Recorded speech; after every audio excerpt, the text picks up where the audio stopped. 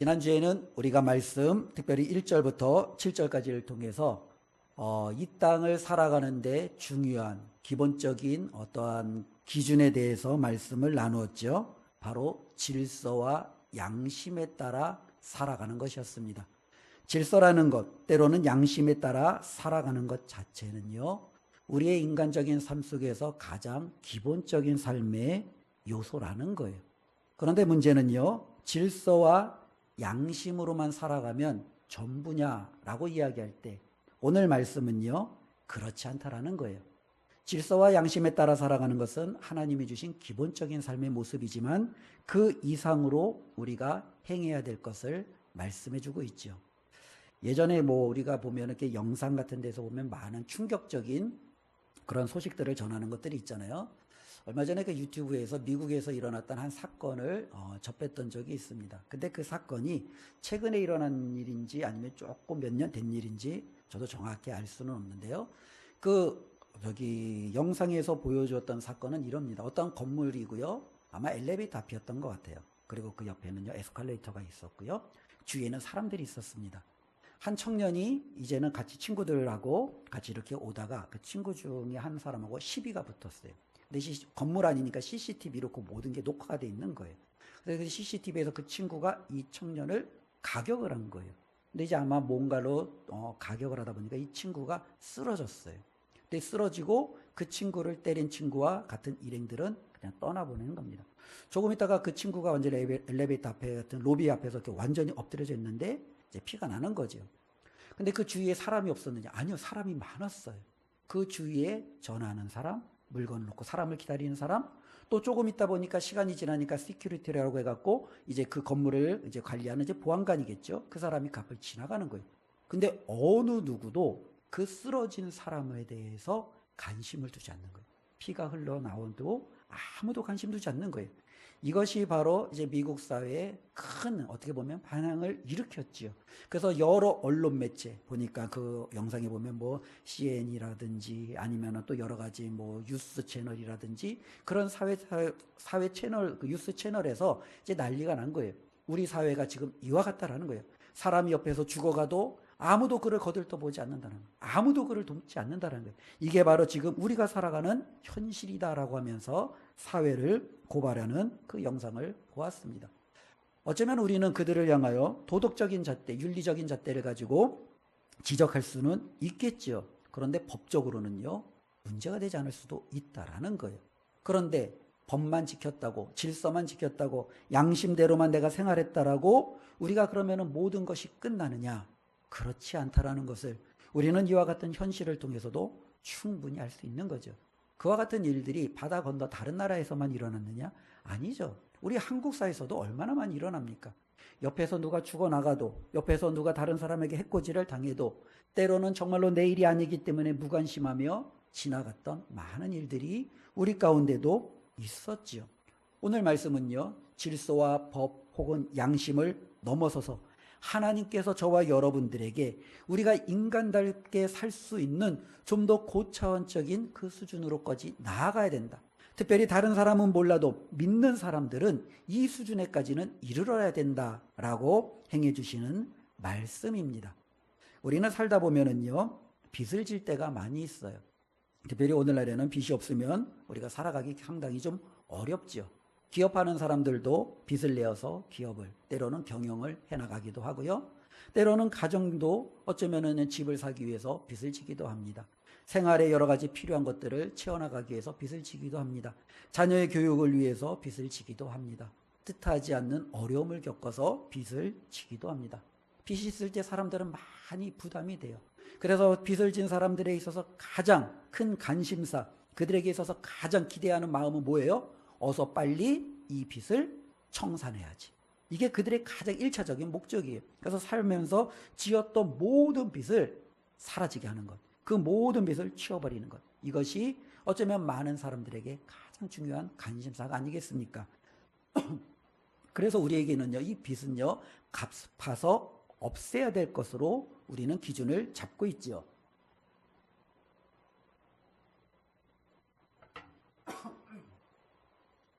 그런데 이 빚 중에 아무리 갚아도 사라지지 않는 빚이 있다라는 거예요.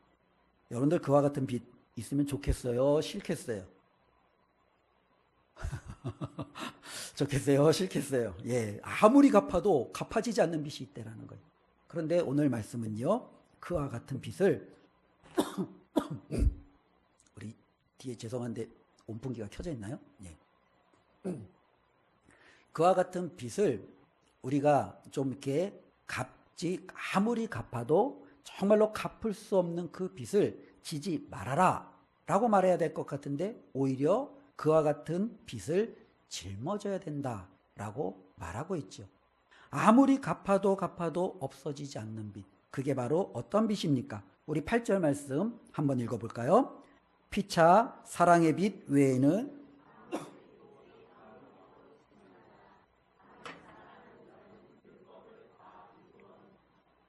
어떤 빚을 지래요? 사랑의 빚을. 이 사랑의 빚은 아무리 갚아도 갚아지지 않는 빚인데, 저와 여러분들은요, 이 사랑의 빚은요, 우리가요, 짊어지고 살아가야 된다라고 말하고 있어요. 그러니 나는 한번 사랑했으니까 더 이상 사랑하지 않아도 돼. 이것은 결코 성경하고는요, 위배되는 거예요. 대치되는 거예요. 내가 그렇게 많은 사랑을 부었어? 하나님은 뭐라고 그래요? 또 사랑해야지. 제가 하나님 그 사랑까지 했는데요, 그러면 이 사랑도 해야지. 하나님은 끊임없이 우리로 하여금 이 사랑의 빚은 저와 여러분들이 하나님 앞에 서는 날까지 짊어지고 가야 될 정말로 우리 안의 삶의 모습이다라고 말하고 있죠. 그러면 이 빚이라는 것은 내가 누군가에게 받은 게 있기 때문에, 빌린 게 있기 때문에 생기는 거잖아요. 그러면 우리가 하나님 앞에 질문할 수 있죠. 하나님, 제가 언제 사랑의 빚을 짊어지게 되었습니까? 라고 물을 수 있어요. 우리는 사랑의 이 빚이라는 것 자체를 하나님께로부터 우리는 빚진 자들이죠. 저와 여러분들이 죄인이었을 때, 하나님과 우리 사이가 원수되었을 때, 우리는 하나님 앞에 아무것도 내세울 것이 없는 그때 하나님께서 저와 여러분들에게 사랑을 베풀어 주셨어요. 우리의 죄를 용서해 주셨어요. 저와 여러분들을 그냥 있는 그대로 품어 주셨어요. 그 아들 예수 그리스도를 저와 여러분들을 위하여 내어 주셨어요. 우리는 하나님 앞에 받은 것이 너무너무 커요. 그래서 이 하나님 앞에 받은 이 너무너무 큰 것을 그 하나님 앞에 우리는 조금이라도 좀 갚아주기를 원해요. 하나님, 내가 이렇게 하나님 앞에 받았는데 제가 어떻게 하나님 앞에 좀 갚을 수 있겠어요? 라고 우리가 말할 수 있지요. 그렇지 않겠습니까? 하나님 앞에 받은 이와 같은 어마어마한 이와 같은 사랑을 내가 하나님 앞에 정말로 갚아드리기를 원하는데, 어떻게 그 하나님 앞에 이 사랑을 내가 돌려드릴 수 있는지 우리는 심히 어려울 수 있습니다.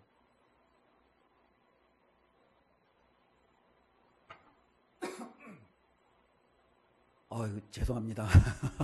예, 설교 듣는 여러분들도 이제 부담스러우시고 설교하는 저도 부담이 되는데, 예. 그래서 말씀이 좀 끊어지더라도 머릿속에서는 끊지 마시고 이렇게 잘 연결해 드렸으면 좋겠습니다. 그래서 하나님 앞에 빚을 졌다고 하는데, 이 하나님 앞에 내가 이 사랑을 갚을 길이만 있다면, 뭔가 하나님 앞에 올려드리기만 한다면 정말로 좋잖아요. 어떻게 하나님 앞에 내가 올려드릴 수 있을까? 내가 받은 것을 내가 하나님 앞에 갚을 수 있을까? 어떠한 사람들은요, 헌금으로 드리면 되지 않을까? 작정 헌금으로 하나님 앞에 내가 물질로 내가 받은 것을 다 하나님 앞에 드리면 되지 않을까? 그렇게 생각하는 사람도 있겠죠. 어떠한 사람은 하나님 앞에 시간으로 드리려고 하겠죠. 내가 하나님 앞에 24시간 중에 얼마는, 내가 1년 중에 얼마만큼은 내가 하나님 앞에 나의 시간으로 내가 정말로 하나님 앞에 드림으로 하나님 앞에 받은 사랑을 내가 받으면 되지 않을까? 이렇게 생각할 수도 있겠지요. 어떤 사람에게 있어서는요, 실질적으로 하나님 앞에 자신이 받은 것을 갚을 수만 있다면 하나님에게 헌신하고 봉사함으로 이 하나님 앞에 내가 이 사랑의 빚을 갚으면 되겠다라고 생각할 수도 있겠지요. 그런데요, 과연 그것으로 우리가 하나님 앞에 갚을 수 있느냐라는 부분이에요. 하나님 앞에 그것으로 우리는요, 갚을 수가 없어요. 하나님 앞에 우리는요, 그것으로요, 드릴 수가 없어요. 하나님께서 내가 너에게 사랑을 했으니 나에게 돈으로 갚아라. 내가 너에게 사랑을 베풀었으니 너의 시간으로 나에게 갚아라. 하나님께서 내가 너에게 사랑을 주었으니 너가 봉신하고 헌신하고 너의 몸으로 나에게 그 사랑의 빚을 갚아라. 하나님은 그렇게 말하지 않았어요. 하나님께서는 어떻게 말하고 있어요? 내가 너에게 사랑을 받았으니 주었으니 너가 받은 그 사랑을 나에게 갖고 싶니? 그러면은 너도 옆에 있는 다른 사람을 사랑하라. 그리고 그 사랑으로 그 사랑의 빚을 나에게 갚아라라고 하나님께서는 말씀하고 있다라는 거예요. 저와 여러분들이 하나님께로부터 받은 은혜, 하나님께로부터 받은 용서, 하나님께로부터 받은 모든 충만한 것들을 우리가 어떻게 하나님 앞에 올려드릴 수 있어요? 하나님은 말하는 거예요. 옆에 있는 그 사람을, 옆에 있는 그 이웃을, 옆에 있는 그 성도를 사랑함으로 우리는 사랑의 빚을 하나님 앞에 갚을 수 있다라는 거예요. 하나님께서는 저와 여러분들에게 그래서 끊임없이 말씀하고 있는 거예요. 저와 여러분들이 하나님께로부터 받은 새 계명, 우리 주님께서는 딱 하나만 얘기하는 거예요. 내가 너희를 사랑한 것 같이 너희도 서로 사랑하라. 이외에 하나님께서 우리에게 다른 계명을 주시지 않으셨어요. 하나님께서는 이 계명이 모든 율법의 목적이요 완성이요 이 모든 율법을 이루는 가장 궁극적인 것이다라는 것을 끊임없이 말씀해 주셨고, 오늘 말씀에도 그와 같은 것들이 기록되어져 있지요. 그래서 바울은요, 하나님께로부터 받은 사랑이 얼마나 그가 큰 하나님께로부터 진 빚인지를 알았기에 그는 다음과 같이 로마서 1장 14절에 이렇게 고백합니다. 우리 로마서 1장 14절 한번 찾아볼까요? 우리 예전에 함께 나눴던 말씀인데요. 로마서 1장 14절 다 같이 함께 한 목소리로 읽어보겠습니다. 헬라인이나 야만인이나 지혜 있는 자나 어리석은 자에게 다 내가 바울이 이렇게 고백하는 거예요. 바울이 언제 헬라인에게 비쳤어요? 야만인에게 비쳤어요? 지혜 있고 어리석은 자에게 그가 언제 비쳤어요? 바울은 아는 거예요. 하나님께 받은 사랑이 많아서 그 하나님께로부터 받은 이 사랑을 내가 헬라인과 야만인과 지혜 있는 자와 어리석은 자를 사랑함으로 갚아야 된다는 것을 그는 알고 있는 거예요. 저와 여러분들의 삶 가운데 우리는요, 사랑의 빛 외에는 그 어떠한 것도 지지 말아야 된다라고 우리 주님께서 오늘 말씀해 주셨습니다. 더 많이 사랑하고 더 많이 사랑받고 저와 여러분들의 삶을 우리가 한마디로 표현할 때 주님 사랑하며 살았습니다 라고 우리가 고백할 수 있는 그와 같은 삶이 우리의 삶이 되시기를 주님의 이름으로 축원을 드립니다. 특별히 오늘 말씀을 통해서 우리가 한번 또 생각해 볼 것은 우리는 이 율법과 사랑이 조금 별개다라고 생각하며 살아갈 수 있어요. 그런데 오늘 바울은요, 하나님의 말씀을 통해서 이 율법과 사랑은요, 다르지 않다라는 거예요. 하나님께서 우리에게 율법을 주신 이유가 있어요. 율법을 주신 이유가 뭐예요? 우리로 하여금 다른 사람을 살리라고 주신 거예요. 하나님께서 우리에게 사랑하라고 주신 이유가 있어요. 그 이유가 뭐예요? 다른 사람을 살리라라는 이유로 하나님이 주셨다라는 거예요. 율법과 사랑은 하나님께서 저와 여러분들이 다른 사람을 해치지 말고 다른 사람을 해롭게 하지 말고 그들을 유익하게 하며 그들을 살리라고 주신 하나님께서 주신 귀한 율법이요 사랑이다라는 것을 바울은 말하고 있다라는 거예요. 우리가 율법을 보면은요, 9절 말씀을 보면 다 알죠. 9절 말씀 한번 잠깐 보면 이렇게 기록되어져 있습니다. 간음하지 말라, 살인하지 말라, 도둑질하지 말라, 탐내지 말라. 이게 한마디로 뭐예요? 다른 사람을 해치지 말라라는 거예요. 그렇지요? 다른 사람을 해치지 말고, 특별히 이 말씀을 통해서 우리가 다시 한번 기억하는 것은 간음하지 않고 살인하지 않고 도둑질하지 않고 탐내지 않는 것은 그 사람을 어떻게 해요? 살리는 길이에요.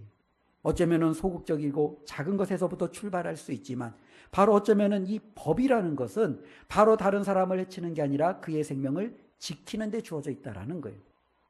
오늘날에도 많은 법들이 이와 같은 기준을 저와 여러분들에게 잘 보여주고 있죠. 우리가 보면 운전하다 보면은 교통법규가 참 많아요. 신호를 지켜야 되고 속도를 준수해야 되고 때로는요 횡단보도에서는요 가급적 멈췄다가 출발해야 되고 여러 가지 많은 것들이 이 법으로서 교통법규로서 우리가 밀접하게 정말로 관련되어져 있죠. 어떤 사람들은요 그럼 이 교통법규에 대해서 어쩌면은요 좀 오해를 해요. 이 교통법규가 이렇게 세세하고 구체적으로 세워진 이유가 뭐냐? 나라에 돈이 없어서 세금 거두려고 벌금을 부과하려고 나라가 정말로 우리의 돈을 빼앗아 가려고 이렇게 정말로 세세하고 구체적인 이런 교통법규를 만들었어 라고 말하는 사람들이 있어요. 어쩌면 그와 같은 일들이 아예 없다라고 우리가 말할 수 있을지는 몰라요. 그러나 이 법을 만든 궁극적인 목적은 그게 아니잖아요. 이 법을 궁극적으로 만든 이유는 뭐예요? 우리의 돈을 빼앗으려고, 벌금을 부과하려고? 아니죠. 이 법은요, 그 사람이 운전하는데, 때로는 그 운전하는 사람들의 주위에서 혹은 걸어다니는 보행자들이 서로 어떻게 해요? 다치지 말라고, 사고나지 말라고, 그들의 생명을 보호하는 것이 목적이죠. 당연히 이 법 자체는요, 이와 같이 다른 사람을 해하지 않고 그들을 돕고 유익하게 하는 게 목적이에요. 부모님들의 말도 마찬가지죠. 밤늦게 나가지 마라, 저 사람 조심해라, 그렇게 하면 안 된다, 이걸 해야 되지 않니? 라고 말을 해요. 뭐예요? 그 자녀들을요, 올가매는 게 목적이 아니에요. 그 자녀에게 유익하게 하는 거예요. 우리가 병원에 가도 의사 선생님들이 주는 말씀도 많이 그렇죠. 손을 꼭 씻어야 됩니다. 마스크는 꼭 쓰고 다녀야 됩니다. 어떠한 곳은 가급적 다니시면 안 됩니다. 그것은 결코 출입하시면 안 됩니다. 이러한 많은 법칙들이 있잖아요. 이런 것들은요, 우리를 올가매려고 주는 것이 결코 아니라는 거예요. 우리에게 유익함과 우리를 살리려고 주셨다라는 거예요. 특별히 유대인들에게 있어서 이 안식일은요, 하나님이 쉬셨으니 너희도 쉬어라. 때로는 하나님이 주신 안식일에 대한 규정이 있죠. 근데 이 유대인들은요, 이 안식일을 잘 지키기 위해서 여러 가지 규칙들을 만들었다라고 말씀드리지 않았습니까? 근데 이 규칙들을 만들다 보니 오히려 이 안식일이 자기들에게 올무가 된 거예요. 혹시라도 내가 규례를 위반해서 안식일을 어긴 건 아닌가. 스스로에 대해서 굉장히 어떻게 보면 위축되면서 살아가는 거예요. 그런데 하나님께서 안식일에 그거 하지 마, 이거 하지 마, 개도 일 시키지 마, 야, 그 동물도 일 시키지 마, 야, 그렇게 해서는 안 돼. 하나님께서 그렇게 세세하게 주신 궁극적인 이유가 뭐예요? 일주일 동안, 6일 동안 열심히 일했잖아. 그러니 6일, 7일째는 뭐 하라고요? 쉬어. 아무 일하지 말고 좀 쉬어. 몸도 쉬고 마음도 쉬고 너가 정말로 지친 것들을 다시 한번 회복하는 그 힘을 좀 얻어야 되지 않니? 이때는 쉬어야 돼. 너도 쉬어야 되고 가족도 쉬어야 되고 너가 함께 일했던 가축도 쉬어야 되고 함께 일했던 많은 정말로 동료들도 쉬어야 돼. 이게 하나님께서 주신 거예요. 그러니까 안식일을 주신 이유는 사람들을 힘들게 하려고 준 게 아니에요. 6일 동안 힘들었으니 이제 좀 뭐예요? 평안히 쉬라고 주신 거예요. 그들에게 회복의 시간을 주신 거죠. 바로 하나님께서 율법을 주신 이유가 여기 있다라는 거예요. 그러면 이 율법을 주신 이유가 다른 사람을 해하지 않고 그들을 살리려고 주셨다면 사랑은요, 당연하게 그와 같은 연장선 속에서 하나님이 주셨다라는 거예요. 우리가 9절 말씀을 다시 한번 읽어보겠습니다. 함께 읽습니다. 간음하지 말라, 살인하지 말라.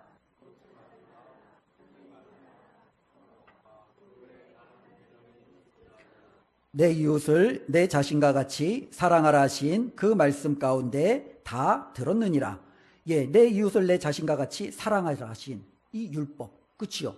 앞에 있는 모든 율법들을 결국 따지고 들어가 봤더니 최종적인 결론에 이르렀던 이 결론이 뭐예요? 사랑하라라는 거예요. 어쩌면 이 율법과 사랑이 결코 분리되는 게 아니라 율법대로 살아가는 삶이 결국에는요, 하나님이 기뻐하시는 사랑의 삶으로 귀결되어진다라는 거예요.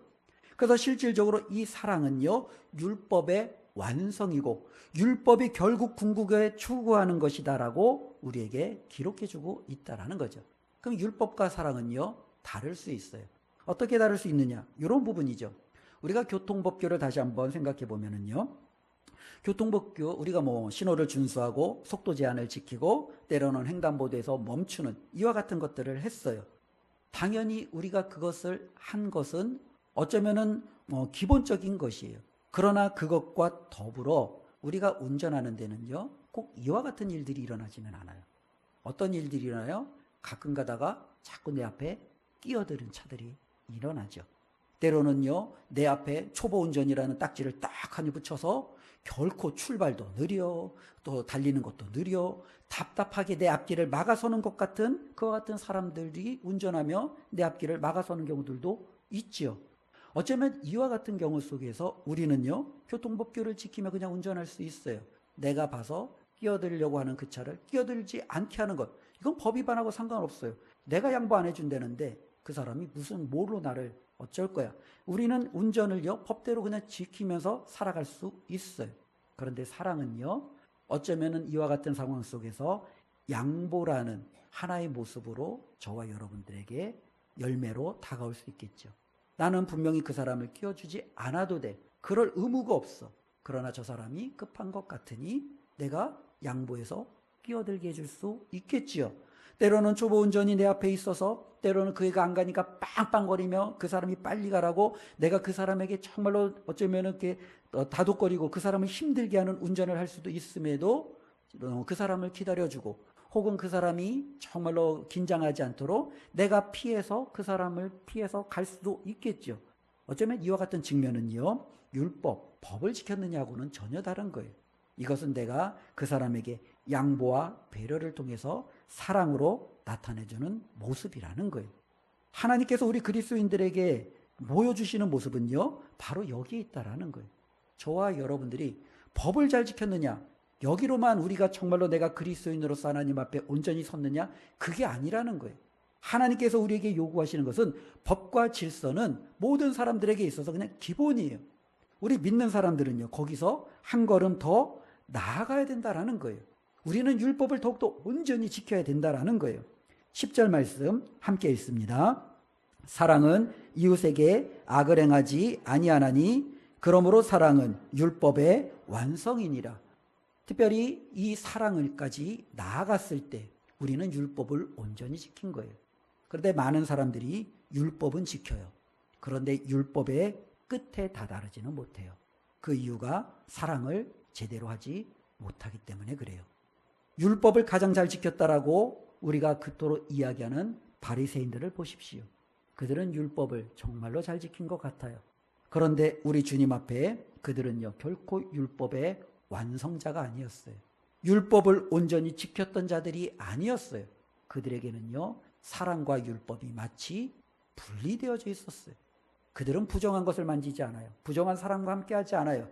그들은 잘못된 것에 대해서 분별력을 가지고 이것이 잘못되었다는 것을 너무나도 명확히 알았어요. 그런데 그들에게는요, 그와 같은 사람들을 향하여 불쌍히 여기는 마음이 없어요. 배려하는 마음이 없었어요. 그들에게 양보해 줄 줄만한 마음이 없었어요. 그들에게 다가서서 그들의 아픔을 어루만질 수 있는 그와 같은 따뜻한 마음이 그들에게 있지는 않았어요. 그들은요, 결코 이 율법과 사랑이 결국에는 같은 길로 가서 사랑으로 온전히 나타나야 된다라는 그 사실을 알지 못하고 있었다라는 겁니다. 하나님께서 오늘 저와 여러분들이 어떠한 삶을 살기를 원하시느냐, 우리가 한마디로 딱 규정한다고 하면 오늘 말씀에 근거하여 사랑으로 살아가라 라는 그 하나님의 말씀이 저와 여러분들의 심령에 잘 새겨지기를 원합니다. 우리 주님이 10절에 말씀하셨잖아요. 사랑은 율법의 완성이에요. 저와 여러분들에게 하나님이 요구하시는 것은요, 사랑이에요. 로마서가 지금까지 정말로 저와 여러분들에게 주오고자 하는 이 말씀의 흐름은 이것을 위해서 지금 달려오는 거예요. 모든 사람이 죄인이었어요. 하나님 앞에 용서받지 못할 진노의 대상이었어요. 그러한 그들을 사랑하셔서 하나님이 그의 아들을 통하여 저와 여러분들을 구원해 주셨어요. 구원받은 저와 여러분들을 이제 하나님이 어떻게 살아가야 되느냐라고 우리에게 가르쳐 주는 거예요. 너 사랑받았잖아. 이제 그러면 너도 사랑해야지. 너도 이제 베풀어야지. 너도 이제 섬겨야지. 이게 바로 그리스도인에게 요구하시는 하나님의 귀한 뜻임을 다시 한번 우리가 새기는 이 시간 되기를 주님의 이름으로 축원드립니다. 그렇다면 우리는 왜 이렇게 사랑을 더욱더 강조하면서 살아가야 되느냐라는 부분이죠. 11절부터 특별히 14절의 그 부분에 대해서 바울이 설명해 주고 있지요. 11절 말씀해 보니까요. 또한 너희가 이 시기를 알거니와. 특별히 바울이 살아가는 시기가 어떠한 시기입니까? 보니까 자다가 깰 때가 벌써 되었으니 이는 이제 우리의 구원이 처음 믿을 때보다 가까웠음이라. 밤이 깊고 낮이 가까웠으니 그러므로 우리가 어둠의 일을 벗고 빛의 갑옷을 입자. 두 가지 측면에서 우리는 사랑을 더욱더 힘써야 된다라고 말하고 있습니다. 특별히 이 두 가지 차원이라는 것은 이 시대가 보여주고 있는 두 가지 차원이에요. 왜 우리는 사랑해야 되느냐? 특별히 시간이 흘러가고 있기 때문에 그래요. 시간이 흘러가다 보면은 결국에는요, 우리 주님께서 말씀하신 종말의 때가 오지요. 마지막 때가 오지요. 우리 주님께서 모든 세상의 심판주와 구원자로서 오실 그때가 있다라는 거예요. 저와 여러분들은 그때가 두렵지 않아요. 왜냐하면 우리는 예수 그리스도를 믿음으로 하나님의 자녀가 되었기 때문에 천국에 대한 소망을 가지고 살아가고 있기 때문에 그래요. 그러니 당연히 우리는 빨리 주님이 속히 오기를 기대하죠. 저와 여러분들이 천국에 들어갈 때 그 천국에서 우리의 삶의 모습을 규정하는 가장 확실한 모습이 있다면 무엇일까요? 믿음일까요? 소망일까요? 아니라는 거예요. 사랑이라는 거예요. 우리는 천국에서 서로 사랑하며 살아갈 거예요. 우리가 정말로 그토록 보고 싶어 했던 하나님을 우리가 눈으로 보며 그 하나님을 사랑하며 살아갈 것이고, 우리가 정말로 그토록 함께하고 사랑하기를 원했던 수많은 성도들과 이웃들을 만나며 사랑하며 살아갈 거예요. 천국에서 우리에게는요, 사랑이 우리의 삶의 삶의 모습의 가장 핵심이 된다라는 거예요. 그때가 가까웠다라는 거예요. 그러면 우리의 모습이 어떻게 바뀌어야 돼요? 천국에 합당한 모습으로 바뀌어야 되죠. 예전에는 사랑 없이 미움과 시기와 질투와 분노가 가득했던 내가, 시기가 이제 천국으로 들어갈 날이 가까우면 가까울수록 바뀌어야 되죠. 미움과 시기가 아니라 사랑으로, 분노와 정말로 억울함으로 다른 사람들을 향하여 내가 정말로 불편한 마음이 아니라 그들을 이해하고 품을 줄 아는 사랑의 모습으로 가까워야 되죠. 그래야 저와 여러분들이 그 천국에 들어갈 때 어색하지 않겠죠. 저와 여러분들이 전혀 어울리지 않는 이상한 사람이 되지 않겠죠. 그렇지 않겠어요? 모두가 사랑하고 있는데 혼자 미움의 모습으로 들어갈 수 없어요. 모두가 함께 섬기고 있는데 혼자 교만한 모습으로 들어갈 수 없어요. 우리는요, 하나님의 때, 하나님의 나라가 가까워지는 그때를 살고 있어요. 그에 맞는, 그 나라에 걸맞는 모습으로 저와 여러분들은 바뀌어야 돼요. 그 모습을 우리 주님은 말씀하고 있습니다. 사랑이라고. 우리가 사랑할 때 천국 백성다운, 하나님의 자녀다운 모습이 우리 가운데 있게 될 줄로 믿습니다. 또 한편으로는요, 이 시기가요, 밤이 깊었대요. 밤이 깊었다라는 것은 죄악으로, 어둠으로 가득한 시기예요. 이 시기에 저와 여러분들이 이 어두움을, 이 밤을 물리치게 만들 수 있는 방법이 하나가 있어요. 그게 바로 뭐예요? 사랑이라는 거예요. 우리가 사랑하면 저와 여러분들은 이 어둠 속에서 빛처럼 밝게 빛날 거예요. 사랑이 사라지는 이 마지막 때 우리는 하나님이 보여주신 그 사랑을 드러내므로 혼란과 분열과 다툼을 막아서는 하나님께서 기대하시는 그와 같은 성도의 삶의 모습을 우리는 가질 수 있다라는 거예요.